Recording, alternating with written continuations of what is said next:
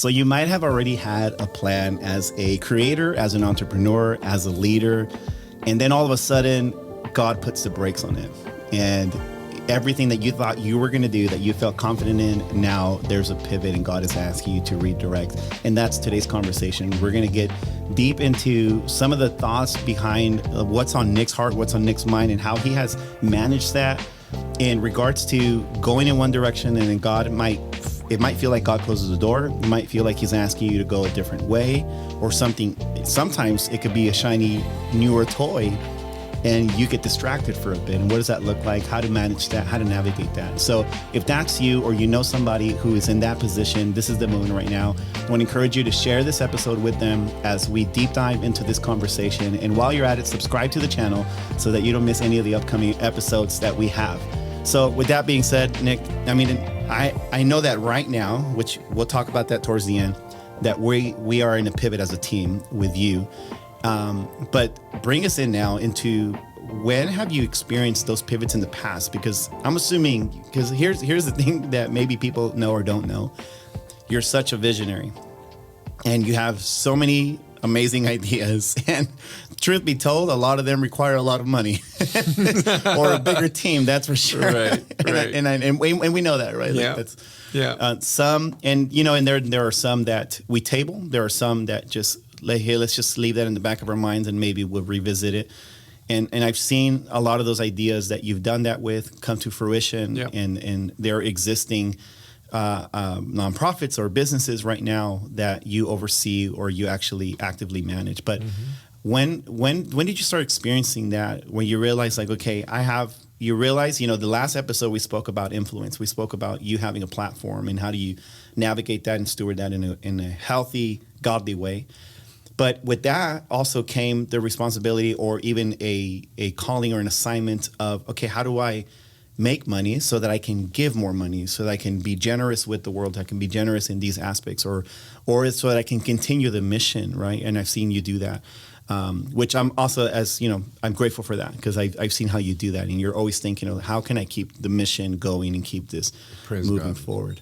And so I know that you've probably had many pivots that I don't know of. Like, what is there a pivot before the one we're in right now that is still like maybe very ingrained into your mind, like this one was the pivot that changed it all, or really just set the foundation for where you are now?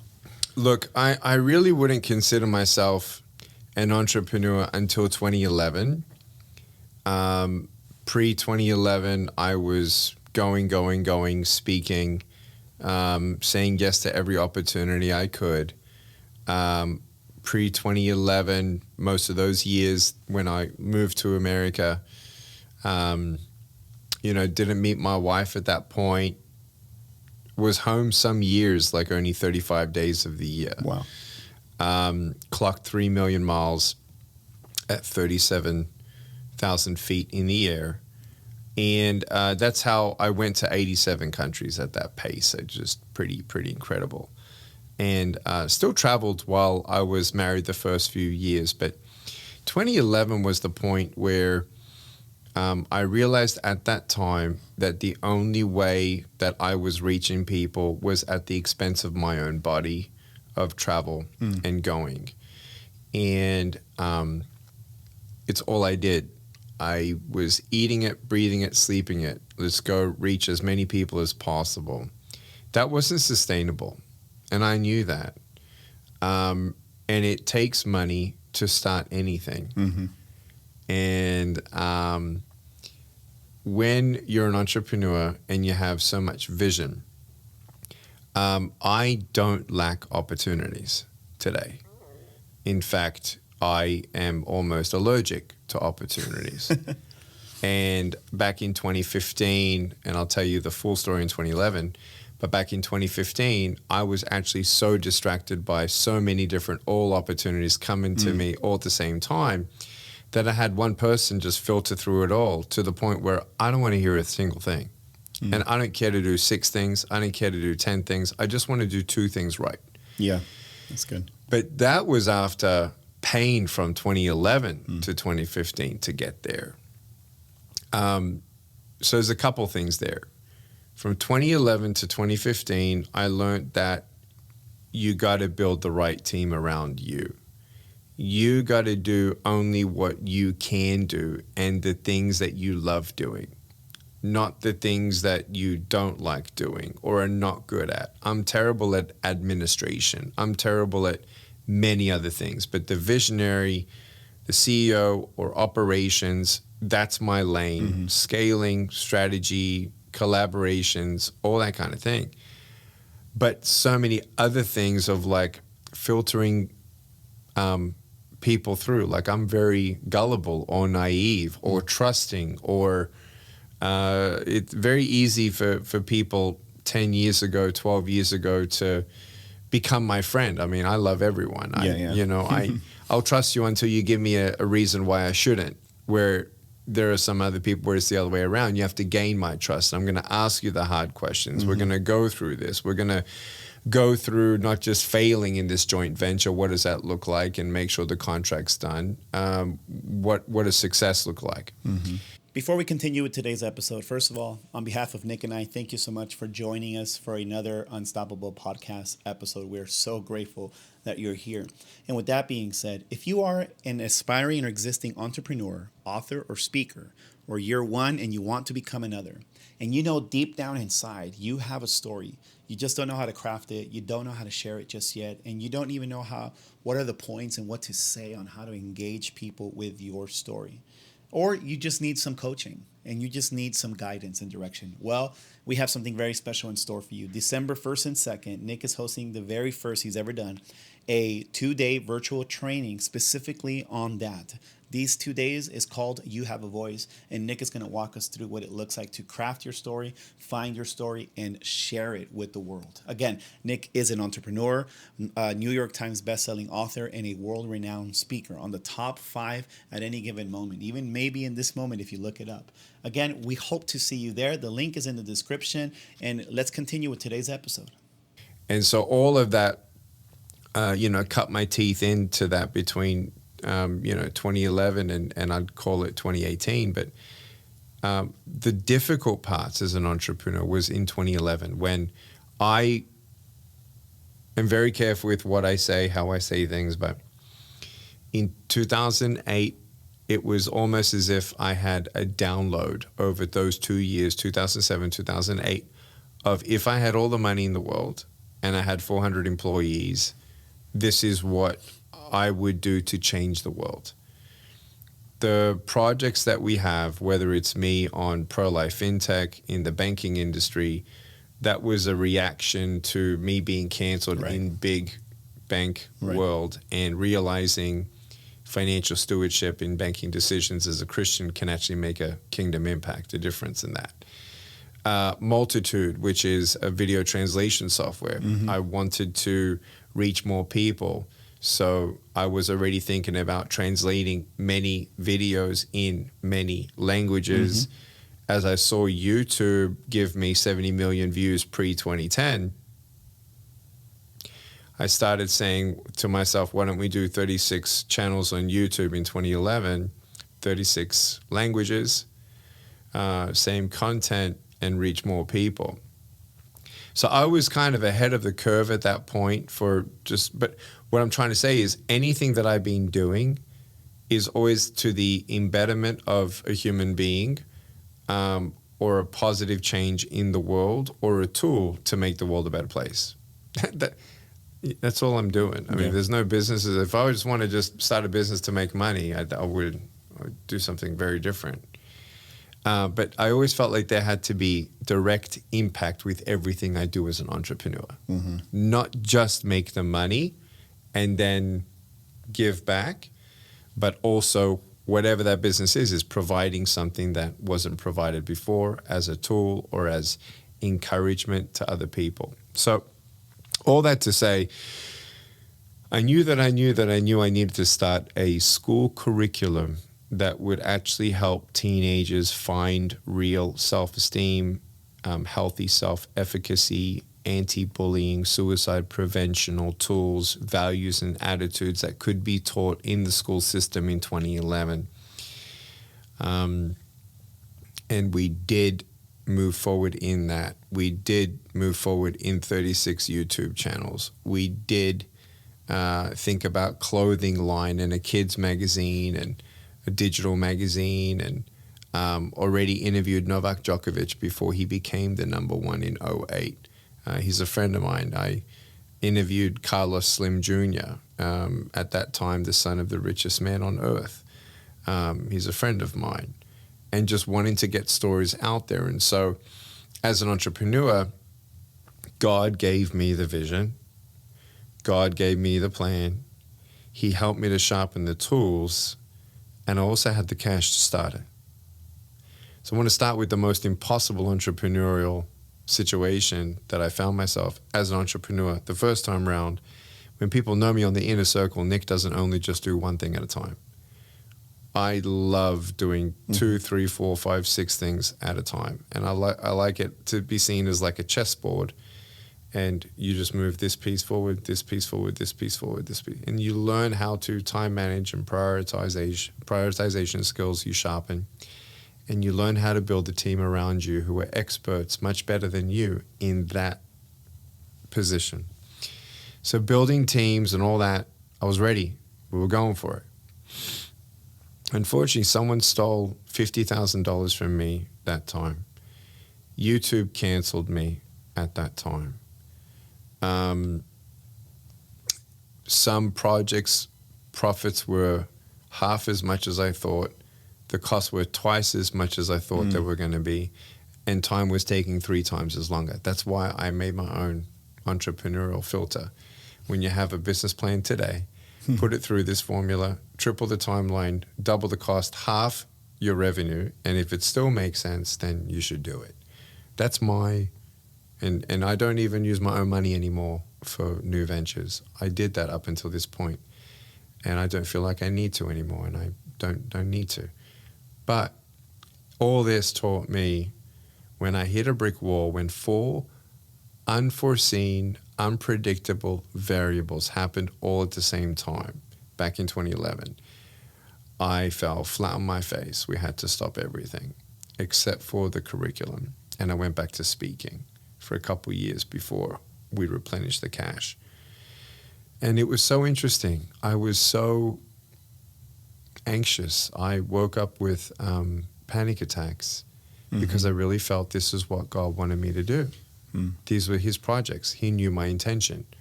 Why would he allow me to fail?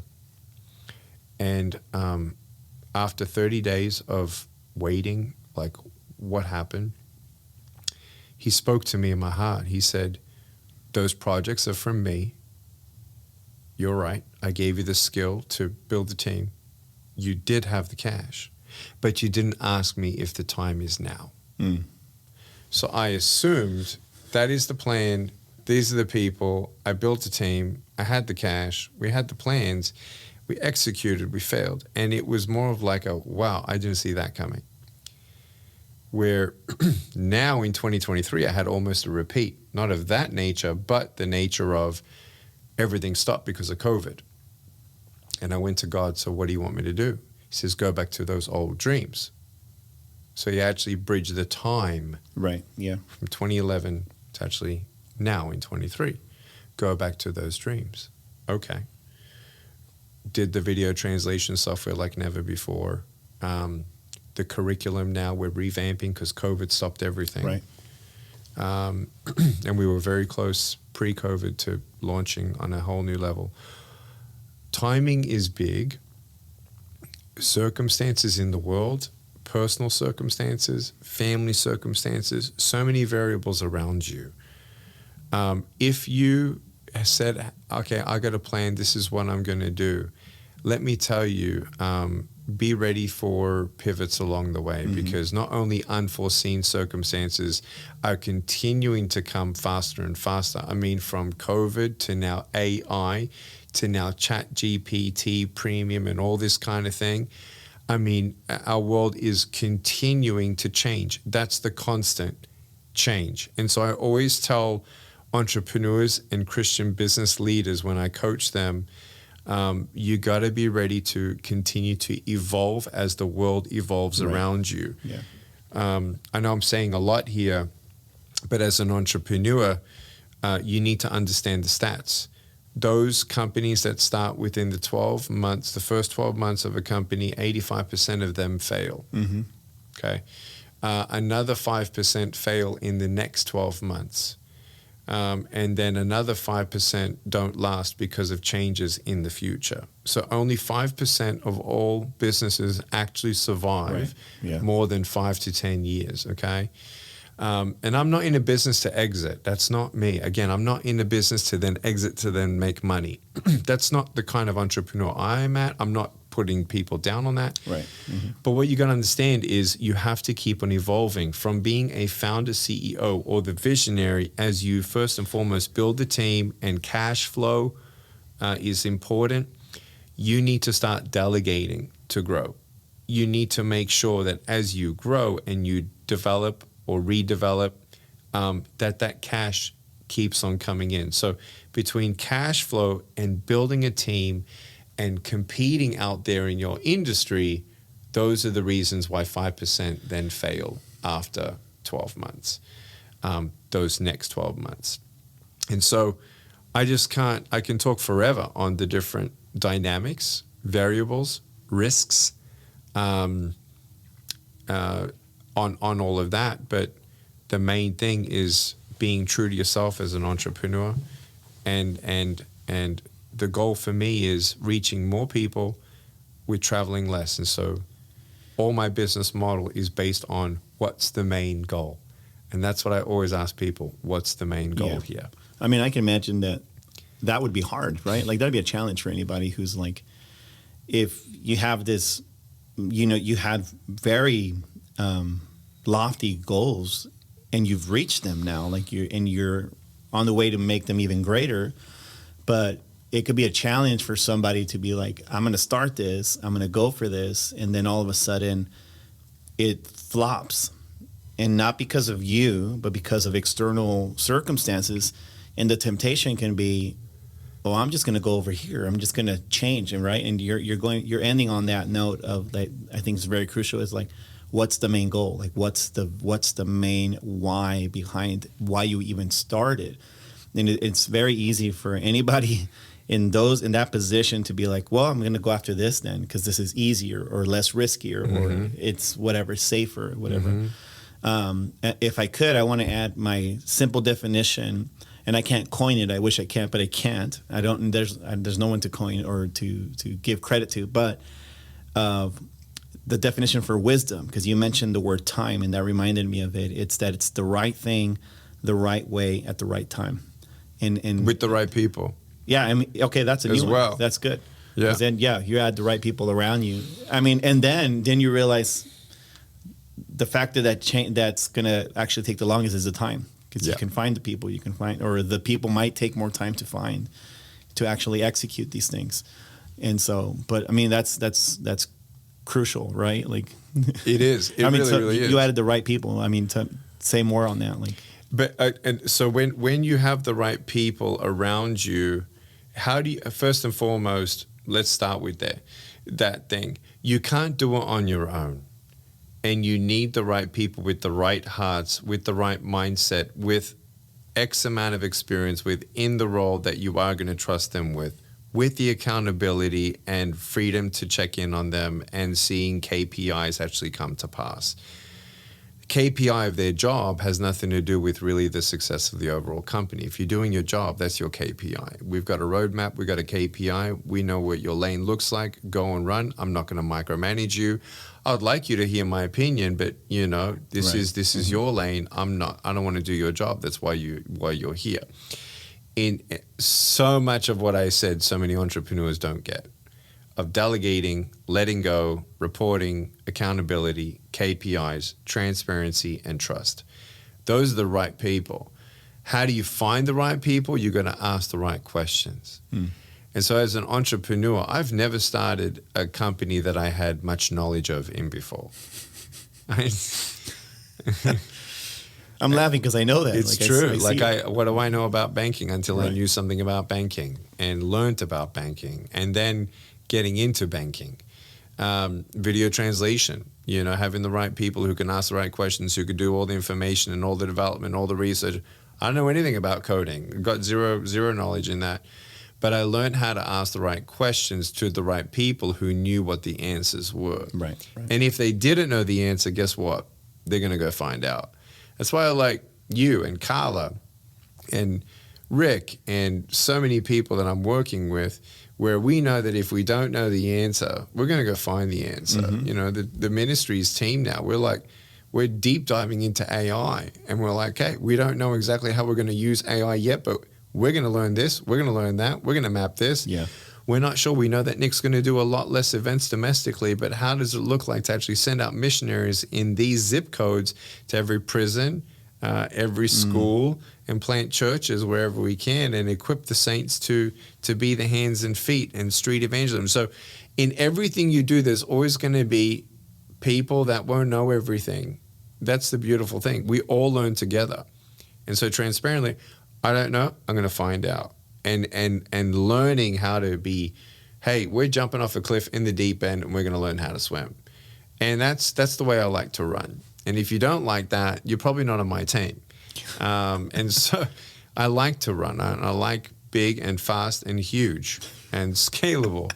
And flexible. We got to be nimble. And so I can't change that.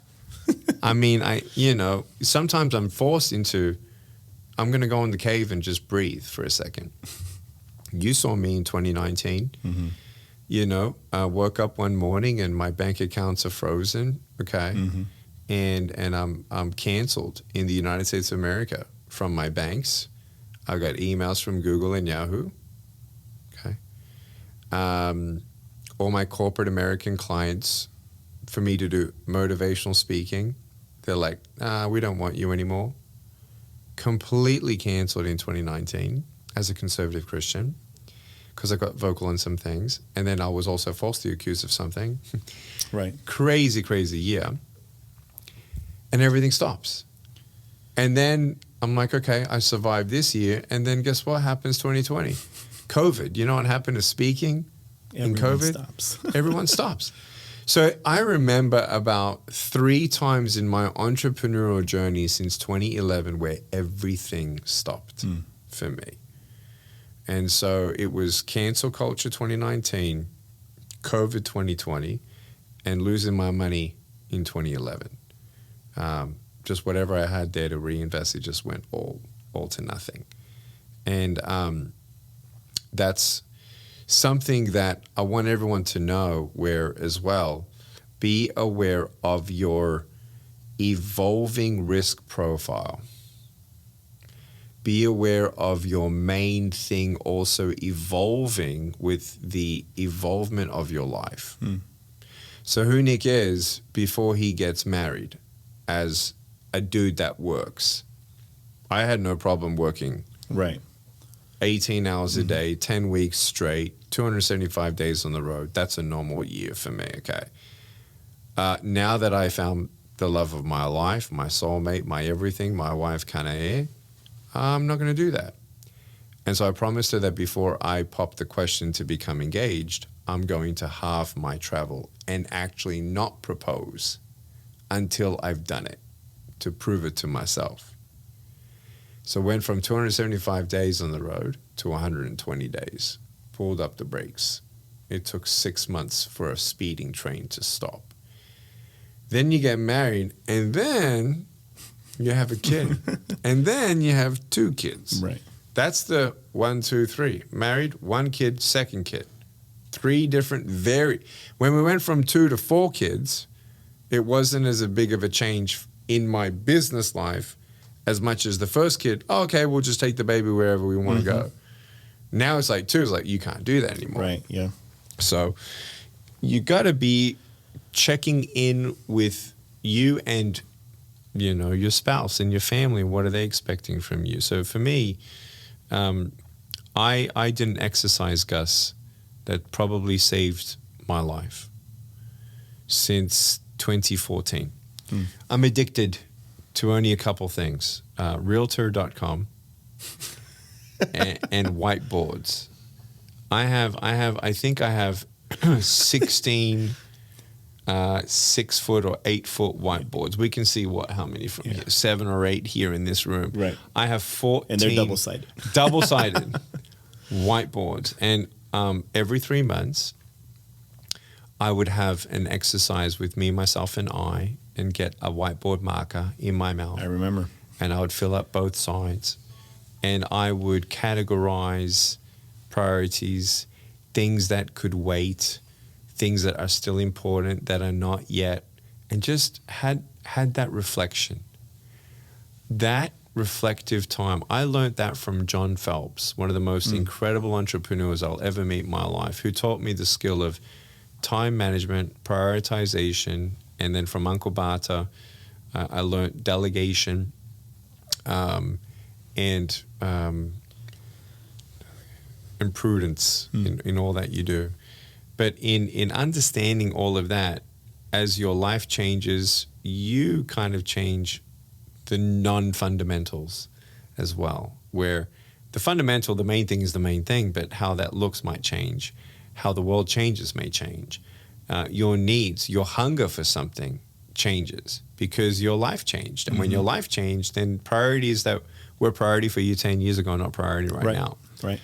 And so every 3 months, I would have that time where I could reflect and get a pulse and, oh, yeah, I remember. And I don't even reflect on where's the other whiteboard that I wrote 3 months ago. No, I erased it. And the same things came back up. And the things that never got back up were not important anymore. And so prioritization, I'll never forget the biggest dreamer in the world who allowed anyone to dream as big as they wanted to, John Phelps.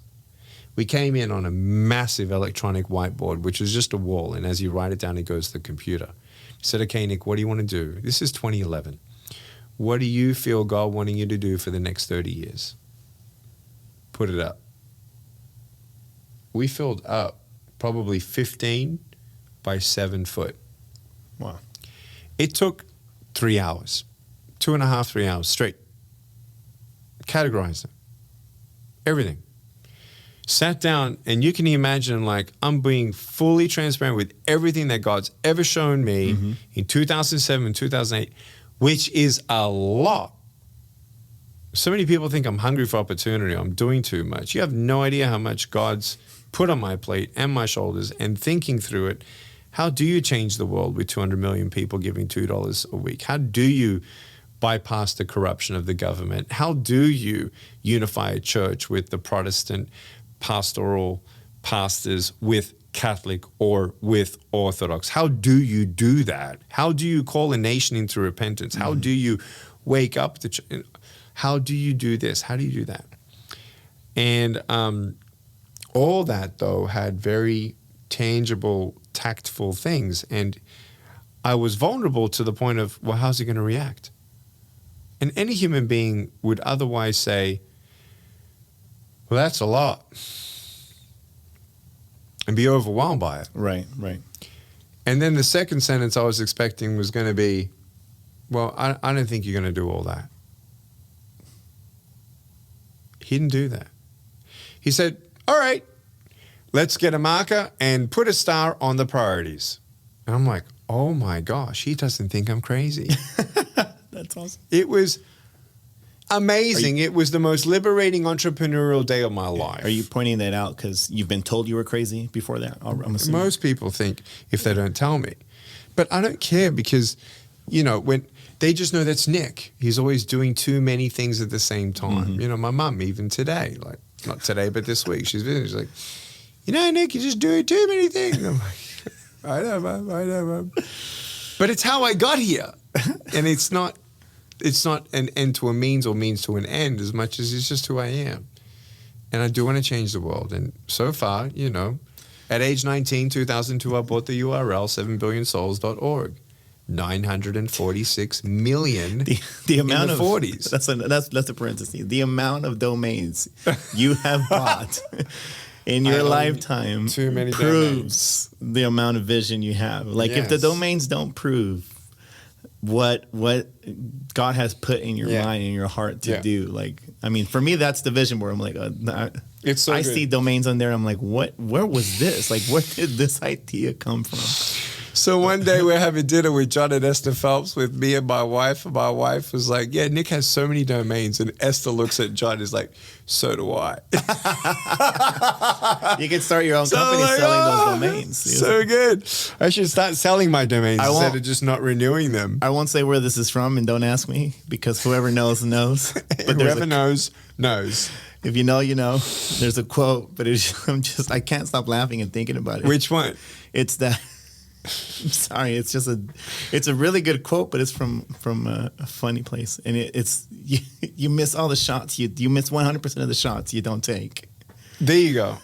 You got to be in it to win it, baby. Come on. But you don't want to know where it's from. It's one of my favorite shows. No, it's all good. Yeah. It's all good. But you miss 100% of the shots you don't take. 100%. Like, and that's what you're talking about. It's the like, I'm just going to go for it. Like, yeah. And I'm going to try this. And that was the rewiring of our brain. Like, talk about technology rewiring the brain. Having no arms, no legs. You want to get something off the shelf, it's going to rewire your brain where impossible actually doesn't even register. Right. And I recall those days when we both lived back in LA, in California, and I'd walk into your office and there was a plethora of whiteboards on the floor. And Nick, I gotta be honest with you, like, even if I look and glance at something and I saw something, I was like, what is that? Like, what does that even mean? I couldn't even begin to guess or steal any ideas because nothing made sense to me. It was like, even if I tried, not that I ever did, but I'm like, I don't know where this is a lot. I'm like, that's the other cool thing I've learned. I have no problem sharing my ideas with people. Mm-hmm. Like, there's nothing proprietary, secret, blah, blah, blah. Like, it's like, even my wife has come up with multiple entrepreneurial ideas that she says, and guess what? Someone else has done it. And so I'm like, a part of me is like, I got so much on my plate, and I don't mean this in any way, other shape or form, but to just be truthful, I'm kind of relieved that people are coming up with alternatives and things that I sometimes even thought of maybe when they thought of, but they actually just did it. Like, okay, I'm more relieved. Like, I'm not jealous. I'm like, yeah, okay, good. Now I don't have to do that. Like, seriously, that's how I feel. That's how burdened I'm sometimes at, but sometimes feeling and with most of those how cases, much like, to carry. Partner with them, just like, hey, I want to be part of that. I want to be part of that, right? And so that's the good thing is, like, God knows it, and God knows why I wasn't able to execute or didn't execute or failed at executing at it. But then He brings me someone. I was like, yes, and because of my failure, I now know what I need to know to then know, did they get it right? And that's the beautiful thing. There's no net minus in trying, learning, failing. Failing is not a negative thing. Right. It's not. You just take a breath. I know it sounds easy. It isn't easy. It's easy to say, harder to go through. But that's the entrepreneurial life. And it's the people like us who understand what that means when you do lose it, but then you go back and you try again, and then it doesn't work out, but it still works out somehow. And Max Roper, two things. Max Roper, one of the most inspirational young entrepreneurs I've ever met and ever will meet in my life, had him speak at the Ritz-Carlton with us in Orange County in 2018. Remember that? Were you there for that one? I was there to drop you off. And that's right. And Patrick Bet-David was there, and Les Brown and Wes Smith. And anyway, Max Roper said, I'm sure that people didn't say, oh, I want to aspire to be like someone else, to be where they're at. Like, sure, Elon Musk maybe had some role models. Steve Jobs had some role models, but to aspire to be like someone, perhaps on some kind of level, I don't know. But what I love what Max said is, don't say I want to be like someone else. I want to go further than them. And that's when Ziglar once said, aim your goals and dreams to the heavens, so if they miss, they're still up there with the stars. And that's what it's all about. Like, you got to go for it. And, shoulda, coulda, woulda, if I only knew then what I now know. We all hum that song. But you got to go for it. And the second thing as an entrepreneur is it's going to be okay. I think we risk takers sometimes get overwhelmed and pressure. I wish I was a little less of a risk taker. I wish I was more proactive in getting passive income. I wish, and I'm just sharing my regrets, I wish that I had a plan earlier for unforeseen circumstances. The The problem with that is you just take for granted the constant remains the constant until it's not constant. And you take your health for granted until it's gone. You take family and family stability for granted until it's gone. So many variables can change in any second. And so to be proactive, I think when I hit my 40th birthday, that's when I'm like, okay, I need to start looking at this from a different lens now. And so yeah, it's been a wonderful journey. I'm full of regrets. I'm not the person saying I have no regrets. I have regrets. I know how it could have been better. But now moving forward, learning from that, becoming sharper and sharper. Before we continue with today's episode, first of all, on behalf of Nick and I, thank you so much for joining us for another Unstoppable podcast episode. We're so grateful that you're here. And with that being said, if you are an aspiring or existing entrepreneur, author, or speaker, or you're one and you want to become another, and you know deep down inside you have a story, you just don't know how to craft it, you don't know how to share it just yet, and you don't even know what are the points and what to say on how to engage people with your story. Or you just need some coaching and you just need some guidance and direction. Well, we have something very special in store for you. December 1st and 2nd, Nick is hosting the very first he's ever done, a 2-day virtual training specifically on that. These 2 days is called You Have a Voice, and Nick is going to walk us through what it looks like to craft your story, find your story, and share it with the world. Again, Nick is an entrepreneur, New York Times bestselling author, and a world-renowned speaker on the top 5 at any given moment, even maybe in this moment if you look it up. Again, we hope to see you there. The link is in the description, and let's continue with today's episode. So let me say this now, or ask you this, because something you said made me think of this next part that I wasn't anticipating to ask, but I think it's just as crucial to the conversation. And it's what you said about some of the ideas you've seen people start doing it, and you don't get to this place of jealousy. You more like, hey, how can I be a part of that? So I think that in itself is also part of the conversation, because if, let's say, I have a dream or a desire to build something, and then someone that I know or that I know who knows is already doing it or started doing it and saw success, at that point, the greatest death of my joy would be comparison. It would be jealousy. It could be envy. It can be like that person stole my idea. And rather than going into that, like, I think that for me, that what I've seen is that's an invitation for celebration. That when you see a brother, a sister, a friend, or an acquaintance start getting promoted or actually accomplish the thing that you're going after, I think it's an invitation for celebration. And like that, to me, I think that's part of the conversation. Because if not, we were talking about this earlier of a podcaster who now hit certain amount of millions of subscribers, but the comparison would have held them back from moving forward. Like what has that conversation been with you and the Lord, and to actually go? Because I'm sure there's a conversation there. Like, you're just as human as I am, in the sense of, like, you don't 100% naturally land there. Right. I'm sure there's a process. Maybe it's shorter or longer than mine. I don't know. But like, how do you navigate that type of conversation? When I have a conversation with the Lord in the Spirit about me and in the journey, whether it's in me being a husband or a father or an entrepreneur, first and foremost, any good that you see in me is from Him and of Him. So it's not that I mustered up something. So I can't take any credit in that good. And I mean that, like, it's all thanks to God. The second thing is, any ideas that He gives me, they're not mine. They're God's. He can take away my ideas. He could have someone else do my ideas that He gave to me too. It's His ideas. It's not mine. I don't own an idea. God creates creativity. He gives me the blessing to think through illustrative things and concepts and innovations. And, I'm OCD right now in my own backyard trying to figure out a mathematical equation that has to do with power generation. Seriously, it's going to be, I think in 8 weeks we're going to know if I'm a genius or not. But again, it's His idea.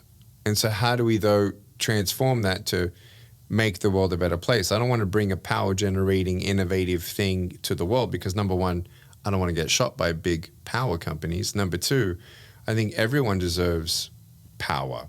And if you have power, you can have water, you can have everything from power, electricity.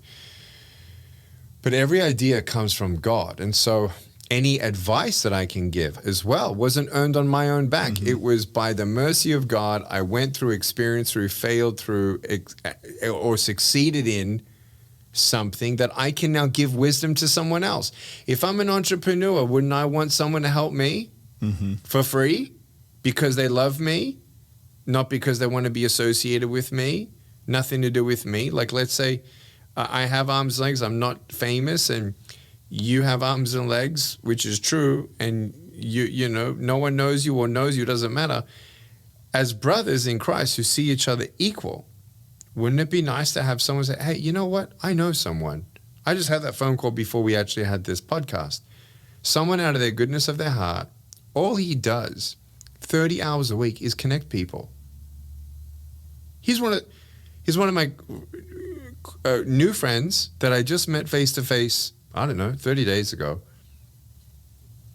And he's known by 500 Christian business owners as the dude that just connects everyone. Wow. He doesn't ask for anything. He doesn't get anything. It's his gift. Isn't our knowledge, understanding, and wisdom, whether we got it through experience or hard lessons learned, a gift that then we can pass on? Do I not want my brother to succeed in what God has for him? And I sometimes uninvitedly say, if I were you, I'd do this, this, this, and this. And they're like, whoa. And either they're like, well, we didn't ask for your opinion. Right. And I always preface it like, I know you didn't ask me. I'm not charging you for my advice. And I don't want to go into partnership with you. Straight up. But if I were you, I'd consider this, this, and this. And I know that one of those things, like, because I remember if someone just told me one of those three things, I wouldn't have to fail that way. And it goes back to the compassion. And the main thing, is a goal? Is a big company? No. It's, God, I'm following you, obeying you, drawing closer to you, and doing life with you. Whether I fail at this or succeed in this or not, I've got you. And when he talks to me, he's going, well, I'm not going to refer to you as something in reference to Grant Cardone or Tony Robbins or some preacher. He doesn't compare me or try to give me a reference of anything except for him as my only reference point and me. And along the journey, bringing context to what he wants to learn, what he wants me to learn through the journey. Does that make sense? Yeah. So with that being said, because that's why I'm open-handed. I'm always open-handed. I don't hide things. I don't care. Like, you're not going to steal my idea. And even so if open-handed, you can't see them. It's not my idea. It's God's idea. And if you take something from me, you're not dealing with me. You're Right. going to deal with God. Right. You don't.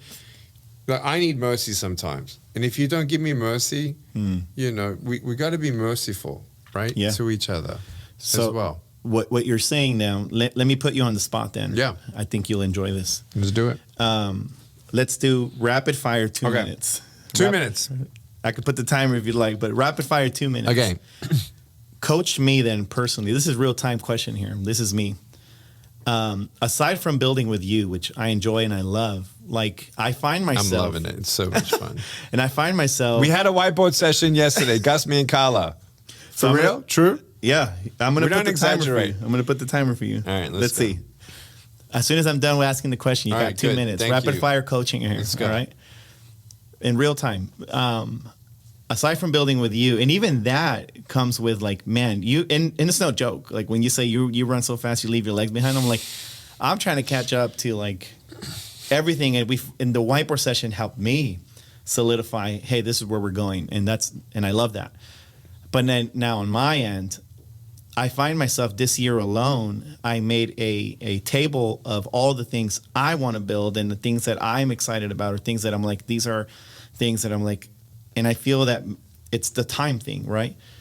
Help me consolidate, like, how do I know, like, when or how to give myself to that, whether they're God's directions or is it just my, whatever it is, like, how do I consolidate what we're building at the same time, maybe a separate conversation, but it's more like, Yeah. hey, I have these 15 things.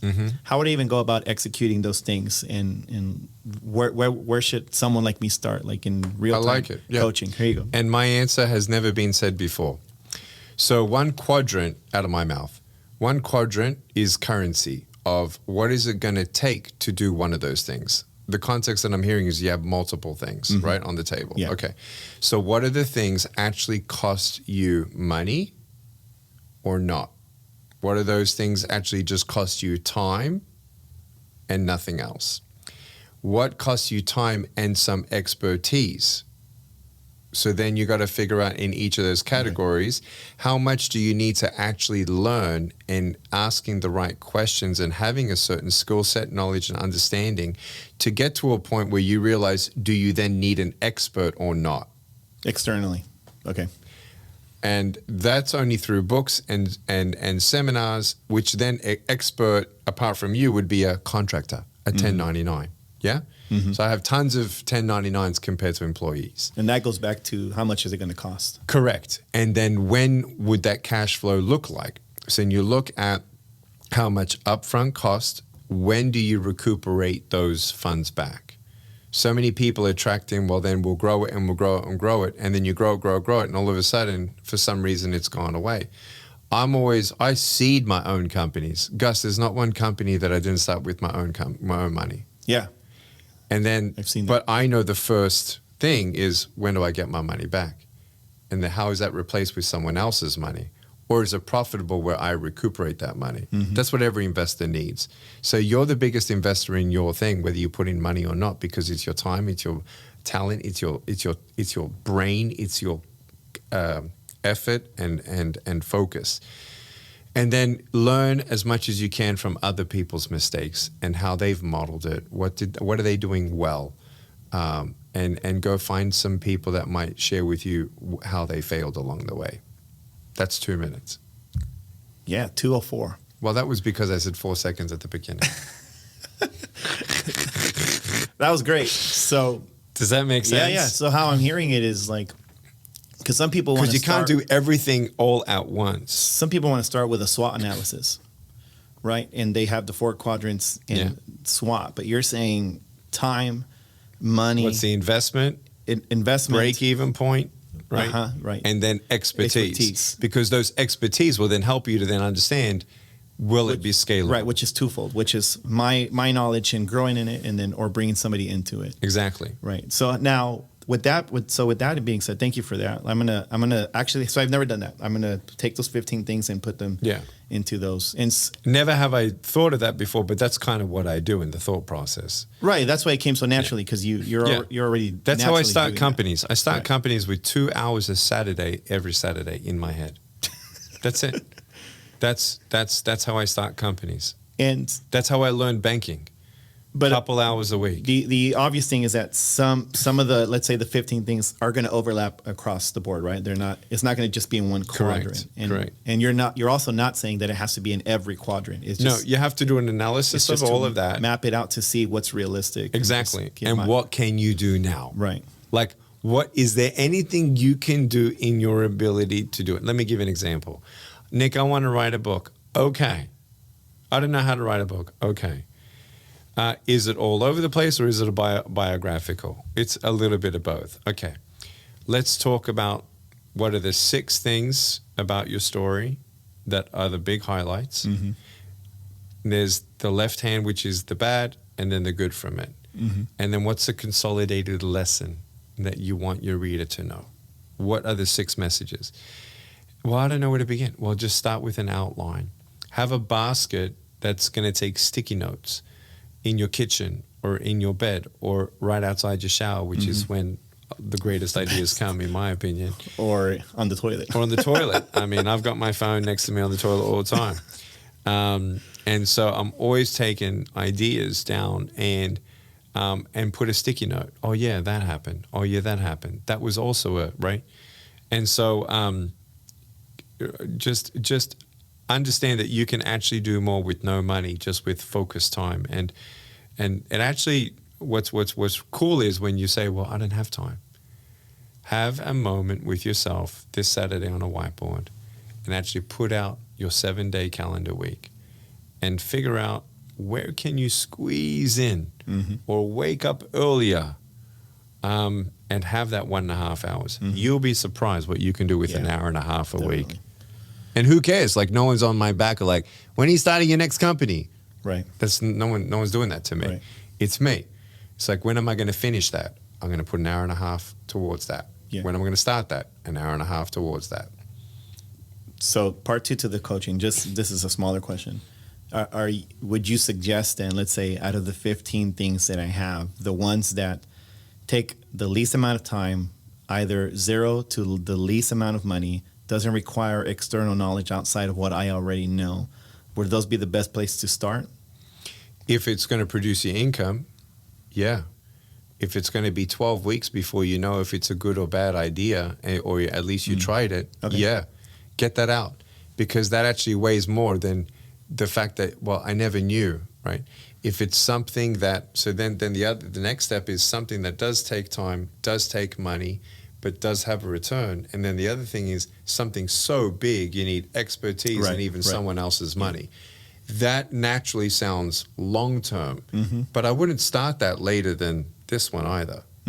Okay. Because you don't know what's going to happen. Even in the business, even within the business of video translation, what Max said, he also said, because he did this app. He's the app guy. He's the app guy. And in apps, for instance, in that industry, you start out thinking this is what your business model is, but then, there was a certain segment or element of that app that itself turned into the company that made it a $400 million app. Right. Which had nothing to do with the original plan at the beginning. So with you not knowing who you're going to find along the way as experts and funding, that's why I always encourage when you're on a plane ride, speak to the person next to you, because they actually might be funding your next project. It's amazing. Interestingly enough, I had that thought, but I still didn't talk to the person next to me on the way here. No. It's so cool. It's almost like there should be an app where you can actually put your own little seating arrangement. Hey, I'm going to be on this flight. This is who I am. This is what I'm looking for. And you guys almost prearrange your seating on a plane. See, I give away things all the time because there's no limit to ideas. That's just how I think. Like, someone should make an app. This just came to me right now. Like, talking it. Seriously, this is just how my brain works. It'd be really cool. Like, it's a networking freaking app on every plane ride. And you actually, hey, can I sit next to you? Let's talk. I want to get to know you. Hey, why not do that? I told Max 2016, hey, there should be an app for the flight attendants who running, but they don't have time to get the food, to actually get the food to the gate. Perfect example. Someone's done it. It was great. Ask my brother Aaron. Ask my brother Aaron. Like all these before chess.com. I said someone needs to act, because I love chess. I think it's very entertaining. I love watching chess. I can watch chess. I don't have to play chess. I can watch chess all day. I said to Aaron, someone should. Who's going to want to watch anyone playing chess? That sounds boring. Look at chess.com today. Yeah. Back in 2002, I said someone should get a delivery service of anything on a little motorbike and just do 1 mile radius. He's like, that's stupid. I said, let's start with McDonald's. He said, how are you going to keep it warm? I'm like, you figure it out. Yeah. I've had ideas all my life. And now look at it. And he reminds me, do you remember? I'm like, of course I remember. And so he's like, do you remember what you said when I told you? And so that's just like, it's not a scarcity thinking. No one becomes successful without risk and failure. And no billionaire ever had a scarcity thinking from the beginning. So, well, you got $1 billion. That's why you don't have a scarcity thinking. No, they're billionaires because they never had scarcity thinking. Yeah. And I'll leave you with this. For the Africans and the third world countries, you were with me in Brazil with Mr. Bueno. Yeah. Great advice he gave me. Great advice. And he was trying to already dial me down. He's like, just do this, this, and this, and get this in real estate and call it done. Like passive, right? Mm-hmm. Never took his advice. I should have. Unfortunately, he's not here on earth anymore. Right. But he was a shoe shiner. His father was a shoe shiner. Mm-hmm. His grandfather was a shoe shiner. Great-grandfather shoe shiner. Lived in a house smaller than this studio, dirt floor. Didn't even speak anything but the dialect of the they would call them street kids. Mm-hmm. And couldn't read, couldn't write, shining shoes, age 4, that's what he did. He, at age 8, ran across the road. A car hit him. He became unconscious. A doctor happened to be there, witnessed it, saved his life. He came back to his conscious being, and he thought to himself after he realized the doctor saved his life, I want to be a doctor. I want to save one life. He starved himself from food, worked extra hard, saved up extra cash to go buy a used school uniform to go to the local school. He was older than he should have been to go to kindergarten, so he was the biggest kid in kindergarten. Got bullied. He couldn't read. He couldn't write. He couldn't speak. It's the first time he ever saw running water from a faucet coming from the wall. He's never seen water outside of a bucket. Running water, had his first shower in kindergarten. Bought a second-hand used shirt that his mother sewed up. And he failed. I think it was kindergarten or grade 1 3 times in a row. And he got bullied. He was the biggest bullied victim for 3 years. Then he became number one. And because he became number 1 academically, he became the most bullied person still all the way through school. He was set to be a medical doctor. He graduated from high school and he applied for scholarships in medical school. And it was always coming down to application and then the interview process. He sat the people down. And these people, they just want to know that the person that they award the scholarship with is going to go all the way, going to appreciate the scholarship and reach their full potential. At every interview that he had, he made people cry because they knew he's going to do it. Exactly what he set his mind to, he's going to do it. And then he got 3 scholarships. He did the general, I think it was, and 2 specialties. And he didn't have a business. He was a med school student. But what did he do? He learned from business mentors, how do I start a business? How do I start a hospital? How do I have employees? What does the first hospital look like? And he had mentors to come around him, the expertise. And he got other people's money to be his first investor for his first hospital. In his 60s, I met him, and he read my book. He said 14 times he read my book, and his wife validated that. He said, you are the most inspiring person I've ever met in my life. Happened to meet him on a street in Rodeo Drive in California, and he said, will you please come to Brazil? I said, sure. He said, call me. I want to know how much for a price. And I'm like, the next day I'm on a plane and I'm going to call this guy. And he said, what's your price? I told him my price. He said, double it and I'll take 6 of them. I said, excuse me? He said, you're charging too little. Double it. And that double is today's price. So we doubled it way early and I've remained there. Even though there's some companies in America who said that's too expensive. Time, I held my price and here we are.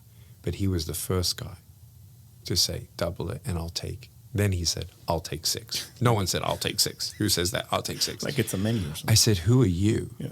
Like, before we continue with today's episode, first of all, on behalf of Nick and I, thank you so much for joining us for another Unstoppable podcast episode. We're so grateful that you're here. And with that being said, if you are an aspiring or existing entrepreneur, author, or speaker, or you're one and you want to become another, and you know deep down inside you have a story, you just don't know how to craft it, you don't know how to share it just yet, and you don't even know what are the points and what to say on how to engage people with your story, or you just need some coaching and you just need some guidance and direction. Well, we have something very special in store for you. December 1st and 2nd, Nick is hosting the very first he's ever done, a 2-day virtual training specifically on that. These 2 days is called You Have a Voice, and Nick is going to walk us through what it looks like to craft your story, find your story, and share it with the world. Again, Nick is an entrepreneur, New York Times bestselling author, and a world-renowned speaker on the top 5 at any given moment, even maybe in this moment if you look it up. Again, we hope to see you there. The link is in the description, and let's continue with today's episode. He said, I have 150 hospitals, 46,000 employees. I have a health insurance company called Emil where 5 million Brazilians pay $1,000 a year for their medical. It's a $5 billion company. I want every single employee of mine to hear you because they need you. Wow. And so from a shoe shining kid to Mr. Edson Bueno, I just want you to know, God has a plan. And the bottom line is, though, that, you need your soul saved. You can have billions, but if you don't know Christ, you're going to hell, according to our Christian belief in believing that Jesus is Lord. If you believe that Jesus is Lord and Savior, poor or wealthy, you're rich. Mm-hmm. Your Father owns everything. He'll give you everything you need. And for those of us who are ignorant to people's limbs being chopped off in some countries in Northern Africa right now, in Christian persecution right now, we have a responsibility. It's not just about me and what people think of me and what can I do and how do I achieve my goal and how do I time manage and how many companies do I start and how do I start and begin. What's the main thing? The main thing today is there's 2 billion people going hungry today. Mm-hmm. The main thing in America is 500,000 kids waiting for a foster home or to be adopted. The main thing is Dallas has 32,000 homeless veterans right now. Wow. That's the main thing. Is it not the main thing? Isn't that what Christ would do? And so that's all a lot, but that's the spectrum from left to right, up to down. Yeah. In all of this. That's good. So let me consolidate it with this and then pivot to the last point is, let's say taking what I brought to the table and told you about, like I have 15 different ideas and somebody listening or watching right now has their idea or their top 5 or whatever. Would you then suggest on how we can consolidate, let's say, my 15 plans and God's direction with the verse that you gave me before we started, which was Proverbs 16:19, which is 16:1? 16:1 or 16:9, one of those two. 16:1. And it was about we make the plans, but God directs our steps, right?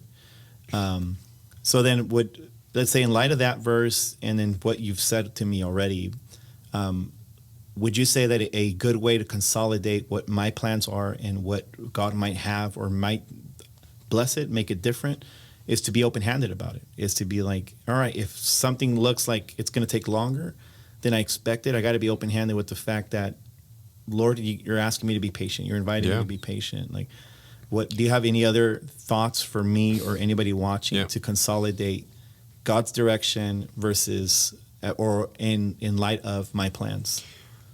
Time will tell. Time will tell if you actively do something with those ideas. What was meant to be and what is not meant to be.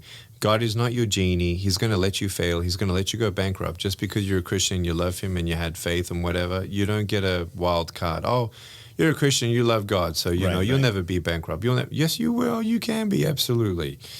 And so God's not that person where, I'm going to pray into the will of God and then, I really believe then that what I'm doing is exactly what God wants me to do until it actually doesn't work out.